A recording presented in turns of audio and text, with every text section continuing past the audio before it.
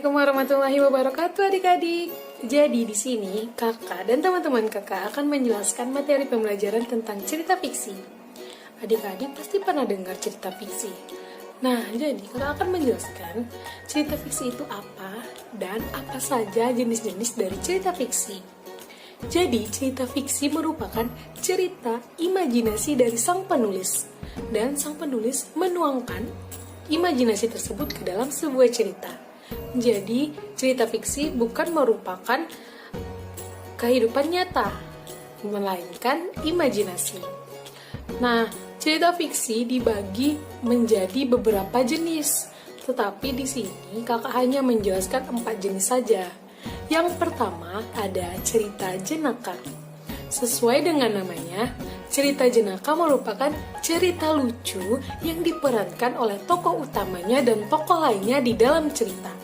Nah, di dalam cerita jenaka ini, kita sebagai pembaca akan terhibur oleh ceritanya. Oleh sebab itu, makanya dinamakan cerita jenaka.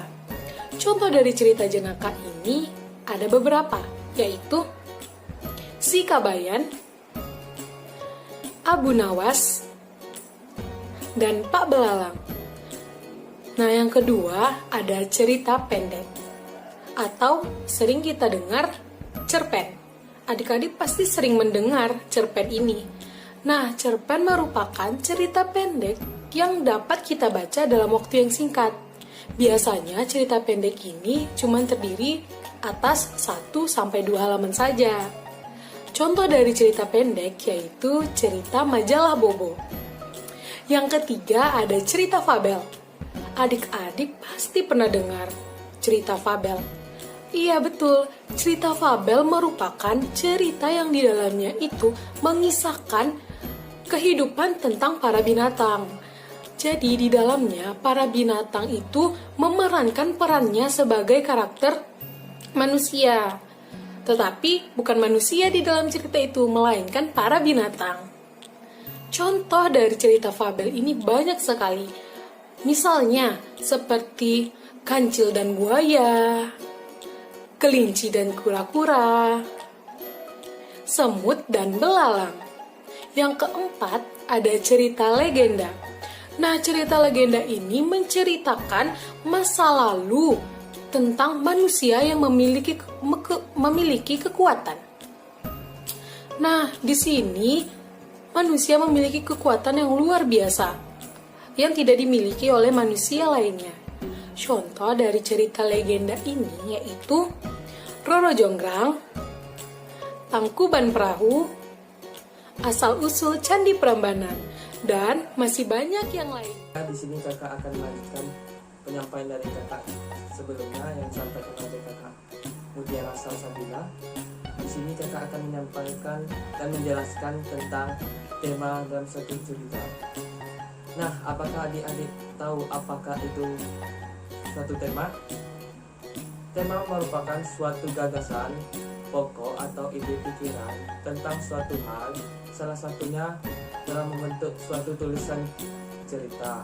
Di setiap tulisan pastilah mempunyai cerita dan tema. Karena dalam sebuah penulisan dianjurkan harus memikirkan tema apa yang akan dibuat. Tema adalah ide utama yang mengalir melalui narasi dan hubungkan komponen-komponen cerita bersama. Sebuah karya fiksi merupakan milik dan memiliki salah satu tema atau banyak. Dan mereka tidak selalu mudah untuk langsung diketahui. Dalam banyak sebuah cerita, tema berkembang seiring waktu, dan baru setelah adik-adik membaca cerita tersebut, maka adik-adik sepenuhnya akan memahami atau akan mendasari tema dalam suatu cerita tersebut. Baiklah, selanjutnya kakak akan menjelaskan tentang alur cerita. Apa sih alur cerita itu? Nah, jadi alur cerita adalah rangkaian peristiwa atau kejadian dalam sebuah cerita. Dari awal cerita permasalahan hingga timbulnya penyelesaian. Nah, untuk menyusun alur cerita, kita mempunyai 3 cara. Yang pertama adalah alur maju. Apakah alur maju itu? alur maju adalah merangkai peristiwa demi peristiwa dari awal sampai akhir berdasarkan urutan waktu. Yang kedua adalah alur mundur atau flashback. Apakah alur mundur itu?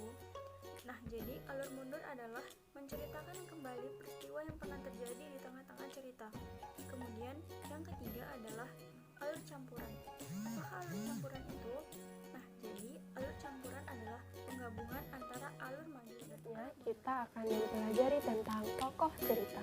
Apa itu tokoh? Tokoh merupakan pelaku dalam sebuah cerita. Tokoh ini merupakan salah satu unsur pembangun dalam sebuah cerita. Berperan sebagai peristiwa dalam sebuah cerita, sehingga peristiwa tersebut dapat dikatakan sebagai sebuah cerita. Tokoh berfungsi sebagai pembawa pesan, moral, amanat, atau pesan yang ingin disampaikan oleh si pengarang cerita.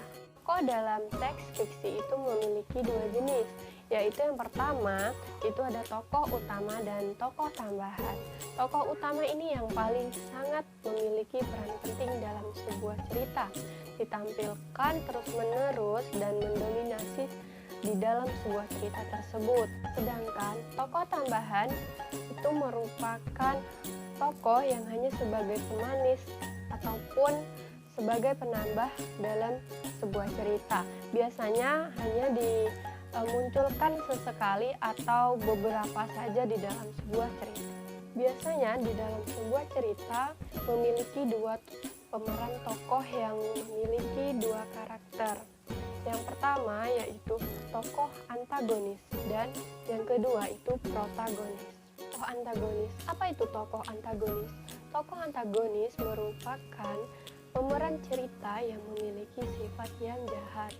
Kemudian protagonis. Apa itu protagonis?